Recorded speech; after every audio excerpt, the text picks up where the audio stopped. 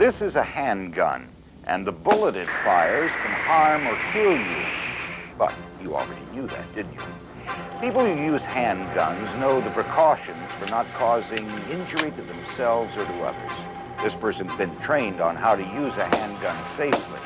They know how to protect themselves and others from the deadliness of the bullets that handguns fire. This is sand. It's loaded with a material called silica.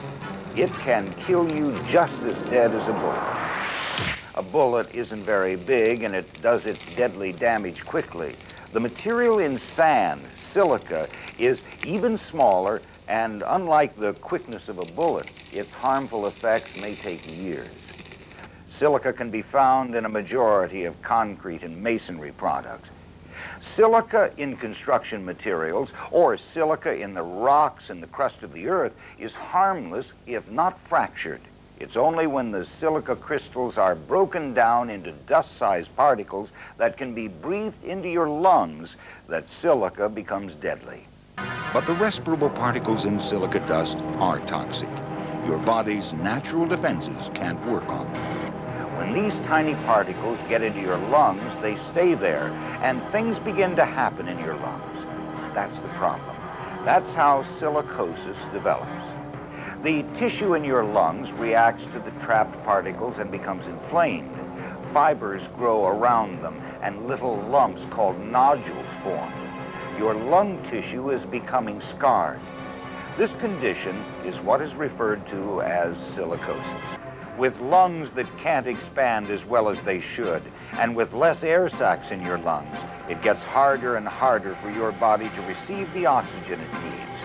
Breathing becomes difficult. You're slowly suffocating, maybe even to death. The tiny bits of silica in your lungs are killing you, just as surely as a bullet can. When the Hawks Nest Dam in West Virginia was built, as part of the project, tunnels had to be excavated from the reservoir through a bordering mountain to a hydroelectric installation. 4,887 men worked at drilling through that mountain. Nearly 800 of them died of silicosis. Construction activities that produce this dust can be hazardous to you. Activities such as sandblasting, cutting, drilling, grinding, chipping, abrasive blasting, or hammering on rock or concrete, crushing, loading, hauling, or dumping rock, or the demolition of concrete or masonry structures. These are a sample of construction activities that can produce high dust concentrations. It's your responsibility to maintain a safe environment for your workers. You can protect employees by providing proper equipment, good training, and the enforcement of good health habits on the job.